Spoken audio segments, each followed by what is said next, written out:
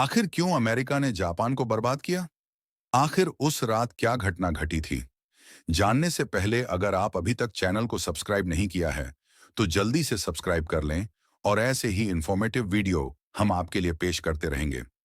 Pearl Harbor का हमला द्वितीय विश्व युद्ध की सबसे प्रमुख घटनाओं में से एक है, जिसने न केवल अमेरिका बल्कि पूरे विश्व की राजनीति को बदल कर रख दिया। यह घटना 7 दिसंबर 1941 को हवाई द्वीप के पर्ल हार्बर नौसैनिक अड्डे पर जापान द्वारा किए गए हवाई हमले से जुड़ी है। 1930 के दशक में जापान ने एशिया में अपना साम्राज्य विस्तार करना शुरू किया।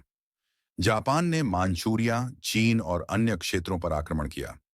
इसके कारण अमेरिका और अन्य पश्चिमी देशों के साथ जापान के संबंध खराब हो गए।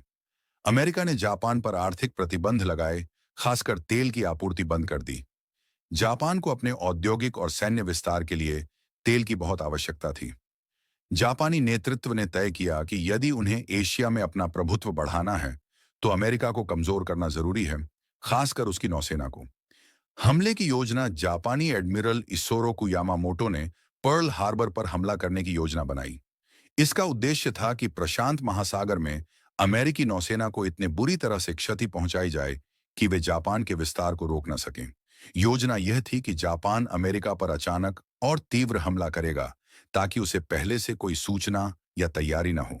7 दिसंबर 1941 की सुबह जापान ने लगभग 353 हवाई जहाजों के साथ पर्ल हार्बर पर हमला किया।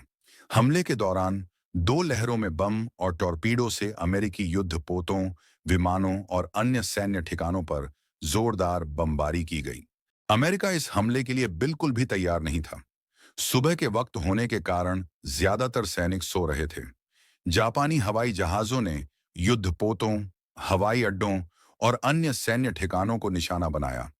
प्रमुख अमेरिकी युद्धपोतों में से 8 युद्धपोत बुरी तरह क्षतिग्रस्त हुए, जिनमें से 4 पूरी तरह डूब गए। सबसे बड़ा नुकसान यूएसएस एरिजोना नामक युद्धपोत को हुआ, जिसमें 1177 अमेरिकी नाविक मारे गए। लगभग 2403 अमेरिकी सैनिक और नागरिक इस हमले में मारे गए, जबकि 1178 से अधिक घायल हुए। जापान ने इस हमले में कुल 6 विमान वाहक पोत, 9 विध्वंसक और कई अन्य सैन्य जहाजों का उपयोग किया था। जापान को इस हमले में मामूली नुकसान हुआ, जिसमें 29 हवाई जहाज और 5 छोटी पनडुब्बियां खो गईं। पर्ल हार्बर पर हमले के बाद अमेरिका में भारी आक्रोश फैल गया। अगले ही दिन 8 दिसंबर 1941 को अमेरिकी राष्ट्रपति फ्रैंकलिन डी रूजवेल्ट ने जापान के खिलाफ युद्ध की घोषणा की। उन्होंने इसे एक तारीख जो कलंकित रहेगी कहा। इस घटना ने अमेरिका को द्वितीय विश्व युद्ध में शामिल कर दिया, जो कि पहले केवल यूरोप और एशिया तक सीमित था। इसके कुछ ही दिनों बाद जर्मनी और इटली ने भी अमेरिका के खिलाफ युद्ध की घोषणा कर दी, जिससे अमेरिका सीधे द्वितीय विश्व युद्ध के यूरोपियन और एशियाई दोनों मोर्चों में शामिल हो गया। इस हमले का सबसे बड़ा परिणाम यह था कि अमेरिका, जो अब तक युद्ध में सक्रिय भूमिका नहीं निभा रहा था, सीधे युद्ध में शामिल हो गया। इससे विश्व युद्ध का स्वरूप बदल गया।